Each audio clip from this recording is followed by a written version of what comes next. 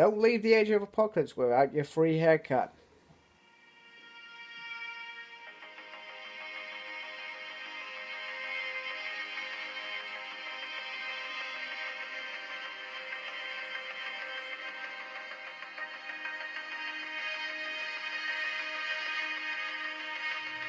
Hello and welcome to a Smurpy video, and today we are looking at Uncanny X-Men issue 8, and on the cover we have Bishop. So Saint's firing at him and he's firing out there. Okay, so let's get on with the story. So obviously Stan Lee cover, the blank inside, and obviously the lovely picture of Stan there. Here's the main cast, and we pick up where we left off with Armor about to kill X-Man. However, her companions finally perhaps realize, crap, maybe this is wrong. Meanwhile, in the 616 world, Storm is trying to electrocute Magneto, and he doesn't seem to be swayed, even though his master and puppeteer has disappeared. And pretty much that's what the X-Men pretty much say on this is, you know, nothing's really changed. So it's pretty much a fight continuously, and they're just kind of, you know, give it up. No, what can you do with 4 claws, etc. Baby Wolverine and crap like that. So not really much, and these guys are sitting the fight out with Legion. So Legion sent X-Man to, and the other kids to the Age of Apocalypse, but he's now kind of comatose. All he did was send him to another place. So I feel like something more is going on at this point. And then Shadowcat, Alan, and Apocalypse escape, and she tells them that there was some sort of weird cancel for X-Man. Over at the Central Park, where Xavier Institute was recently destroyed, humans as either celebrating the destruction, and they start talking about the X gene and how it perhaps could end mutant kind. And Beast's little side story is carrying on, so to speak, and he questions Anil about what he did, that he stole the cure, or the vaccine, whatever you want to call it. Bishop is ready to tackle Apocalypse. However, Apocalypse is like, we've got bigger problems. Our rival will have to wait. I'm still trying to discover where this Apocalypse has come from. Anyone knows, point me in the right direction, because it just seems to come out of blue that we have evil Apocalypse back. Meanwhile, Jean and Psylocke, working together, have found out where the kids are. They're somehow trapped inside Legion's head in, well, the Age of Apocalypse. I'm not sure how that works. This is a different dimension, so that's interesting. Okay, so Bishop is on the A-Team, said that we need to get them back now. It's dangerous in the Age of Apocalypse. However, Kitty Pryde is off another sound mind, where she is, wait a minute, we can't have X-Men or Legion acting like gods and doing all sorts of things when there is a vaccine about to be released into the world. Them doing these sort of things will lead to that happening. So maybe this is our opportunity to find a way to contain X-Men, support Legion, I don't know.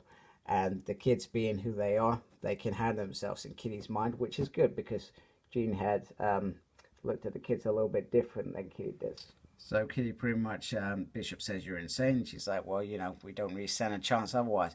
And then Apocalypse lays it on the table like a true villain stroke co-worker. Let's just destroy them. And it's done. So there he goes in for the mad kill. Psylocke's ready. Bishop's ready.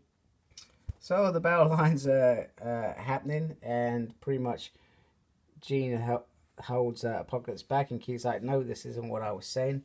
Meanwhile, Bishop's worried about the kids. Obviously, he was an older version, or an alternative version, however you want to put it, was in the Age of Apocalypse. He has those memories. He has those experiences. So he's like, Psylocke, get me in there now. So his first job is to prevent Armor from doing something very, very crazy and going to the dark side. And he stops her with a blast, and the kids are excited that Bishop's here, and they feel like they're safe. But Armor seems to know better. She tells the fallen X-Men that, you know, we've been lost for a long time. We're soldiers, we're expendable. That's how it works. You know, we've been here for nearly a year, nothing's happening. Bishop's like, wait a minute, it's been 5 minutes, you know. It's not like that. And then obviously Armor's like, this is why we have to kill X-Man and not let him into the world. These are the sort of sacrifices that have to be made. Bishop's like, well, no, you don't. This has probably been my best scene of the whole book, where Bishop's trying to play the whole moral ground. You're better than this. Just because you've seen the worst of humanity doesn't mean that you have to go murder. And then Armor says, well, you know, that's rich coming from you. You tell yourself that every time you see hope. That is, I've waited so long for somebody to tell Bishop you're a freaking ass. Bloody winds me up that all the destruction he did in the future, all to kill Hope, and nobody's even butted an eyelid, and he's just been welcomed back into the X-Men like some sort of freaking hero. Yeah, thank you, Armor. Well done. The next bit of good news. As a big fan of the Age of Apocalypse, this isn't the Age of Apocalypse. We're in David's mind, and X-Man has figured it out, and he's willing to go battle for it.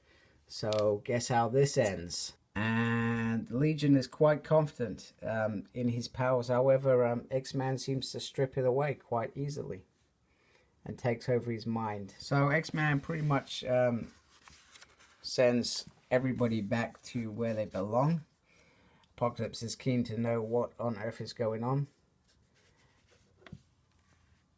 And X-Man is pretty much, hey, you failed. I'm God now. Time to end this. I love the fact that he's got a little X on his Legion body that he's taken over. To be continued. Oh yeah, pretty cool issue. I enjoyed how things are turning out. I like the fact that they weren't really in the Age of Apocalypse, and it was just Legion trying to control X-Man, and he held them for a long time. But you know, in that reality, it seemed like they were in there for a year, where really it's just been a few minutes. So that explains why Legion was in a catatonic state, which is the norm for him. I also loved the whole bit with Bishop, and just how it's all kind of heading towards the end now. So nicely done. Good issue of Uncanny X. So like, comment, subscribe. Thank you for watching, and embrace the geekiness. Thank you.